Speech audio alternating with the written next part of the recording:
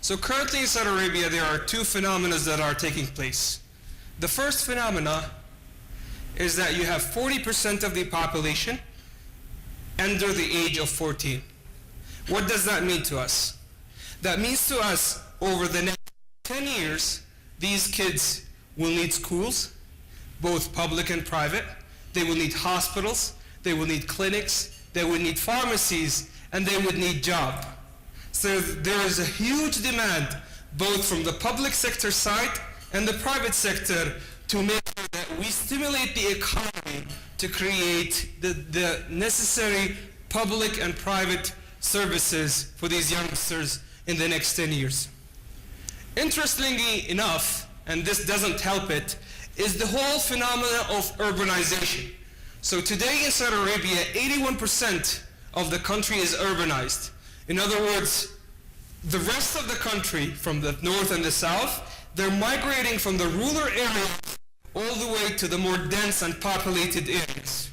So they're moving into the central, the eastern, and the western region, and this is putting more demand on the country to stimulate the economy within these regions, and also to create new businesses for both within the urbanized areas and new opportunities within the rural areas. So think of this, that this adds like a steroid to the complexity that we have in place. So a booming population and a population that is, seems to be condensed in the highly urbanized areas, which are, as we mentioned. So we're trying to find that balance in terms of the public and the private funding from a government standpoint. But we have a very demanding population. Our population, or our government, from an expectation standpoint, they're trying to achieve what the United States or Europe have achieved in 200 years in just under 50 years. So just around the 60s, we've discovered oil, and 50 years later, we want to move into a knowledge-based society, diversifying our economy from all standpoints, improving the quality of healthcare, education, and all of respective aspects. But it doesn't look as bad as it seems, because there's light at the end of the tunnel. If you're talking for an oil-based economy, it couldn't be any better right now to invest in this country. So the sweet spot for Saudi Arabia is $75 per barrel. Today, if you just have checked the news, we're at $116 per barrel. So expect huge spending from both the government and the private side to go after the current market opportunity. So just to summarize, booming population, highly urbanized, fast tracking in 50 years, and the dollar sign and the money, this is the place to be in from it comes for where the money is. So how are we aligned from a country perspective or within Cisco? So within Cisco, we have a saying that if you don't show your vision, strategy, and execution plan by the second slide, you have to pay $300. So I just saved myself $300. So vision is where we see ourselves in the next 5 years. How are we aligned, and what reality or what vision we want to realize in 5 years? Strategy is what are the routes, specific routes to market about realizing that dream or that vision. And the execution is all about having those baby steps to make sure that we have the nitty-gritty action plan in place to make sure that we execute successfully these strategies and arrive to realizing that vision. So I just wanted to highlight 3 aspects of our vision, strategy, and execution. The first is that, as we have mentioned, the kingdom would like to diversify their economic portfolio, both from a public and a private perspective. We would like to be a contributor to that diversification plan. We would like to shape digital agenda within the country, and this is how Cisco can add value from an ICT perspective. And we cannot do it without being successful in the power-led space. So if I ask you today a question, how much of our business here in Saudi is direct? How much Cisco does do from a direct perspective? If you can take a wild guess, we're talking 10%, 20%. How much Cisco does from a direct perspective? 50, 20. So I'm hearing different numbers. So today in Saudi, we do 0% direct. Our model is all indirect. In other words, we cannot be successful as Cisco without doing business through you, through our partner community. And Cisco, as our CEO says, we're planning to go from $40 billion to $80 billion through our extended sales force. And the extended sales force, I'm looking at it right now. So we plan to do it through partners, and that's our execution model moving forward. So from long-term strategic country priorities, this is how we are reliant internally from an investment standpoint. So the government will spend a lot when it comes to energy. Guess what? We're an oil-based country. From critical national infrastructures, utilities, power, water, healthcare and education are the big priorities for the country. So the announced budget for education is actually the largest, and healthcare the second largest. Defense and public security, but guess what? The message here is that for every opportunity the government is stimulating, remember the booming population is requiring a lot from the government when it comes to providing public services. There is a parallel and equal opportunity from the private sector to provide and fulfill that demand. So the key message here is that there's an unprecedented opportunity from the SMB space to go after and to fulfill due to the dynamics that we have in the country. So is SMB the right market to go after? So why don't we first ask Obama? So if we ask the US President, what is small business to you in the United States? He would tell you it is the backbone of the American economy. And if we ask ourselves why is that? He would tell you that because American small business market segment represents the third largest economy in the world.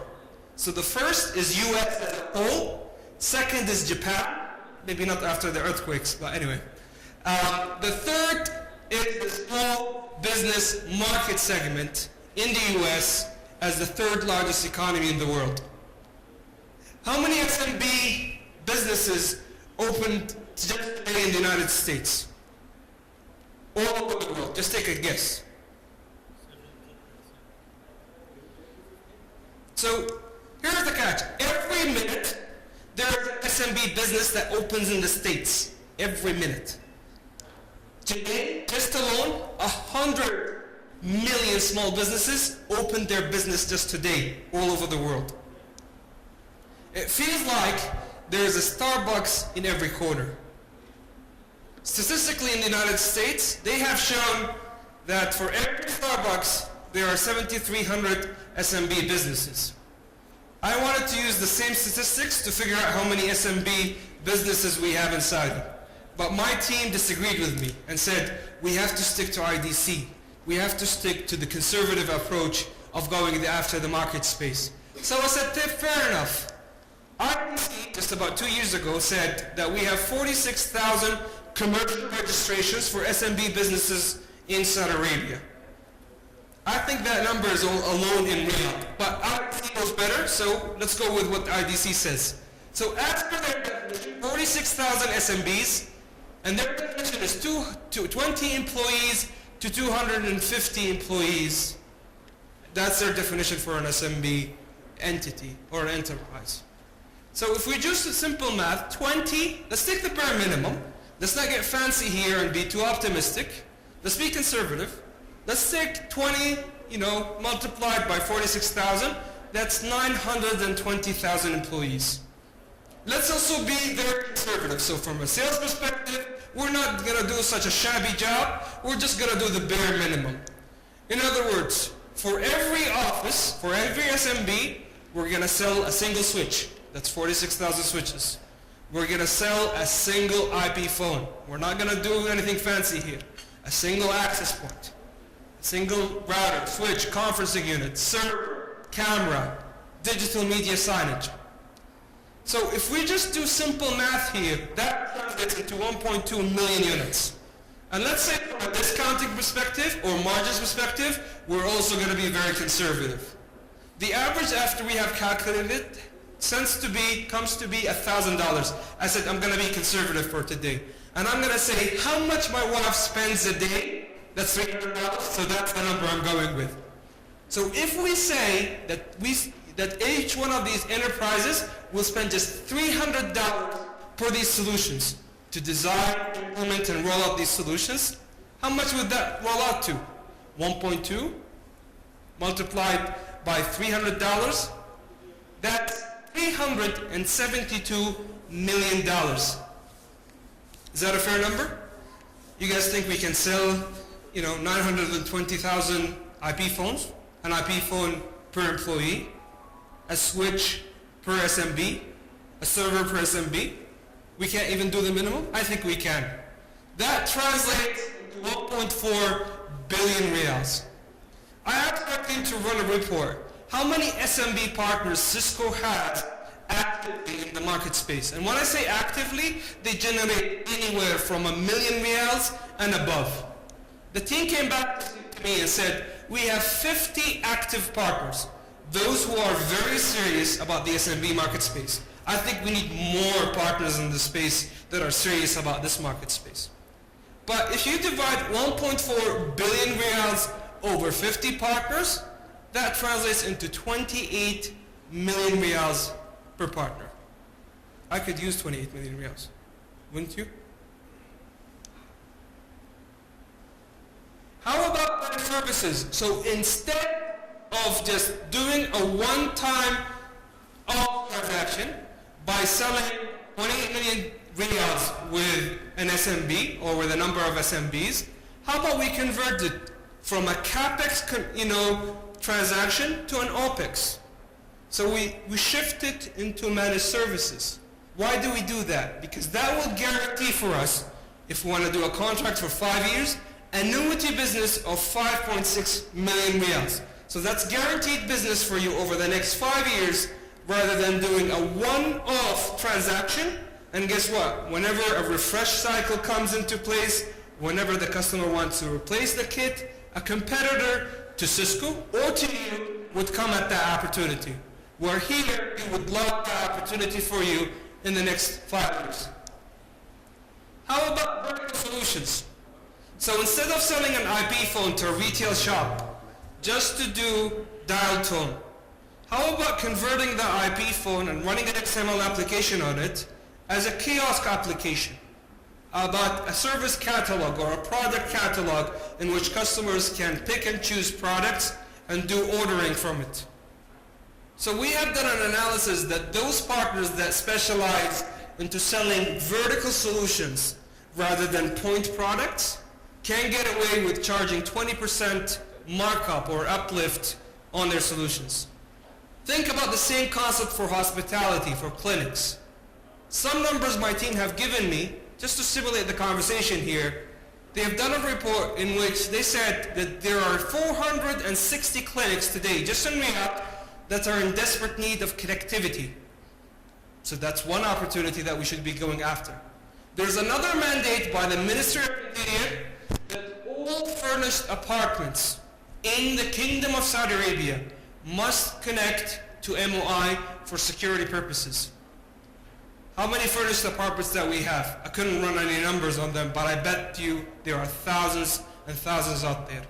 Who's selling them a router? Who's selling them a firewall? Who's selling them an access point or a switch or an IP phone? Think about the numbers associated with just this initiative that if we join our hands together, we could go about. Think about mandates for the pharmacies, supermarkets, offices. For Cisco Saudi Arabia, the SMB target today is $50 million. We're very aggressive when it comes to numbers. So over the next three years, we expect a 30% CAGR when it comes to growth. So that number translates into $250 million. So SMB for us is big business. And this is the key message that I wanted to say, that now you know that KSA SMB market will be big business for Cisco KSA, and it's bigger for its partners. And that concludes my session. Thank you so much for listening.